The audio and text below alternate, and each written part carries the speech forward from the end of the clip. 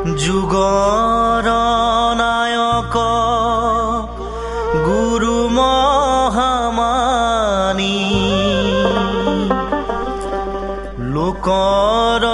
চিন্তিয়াহি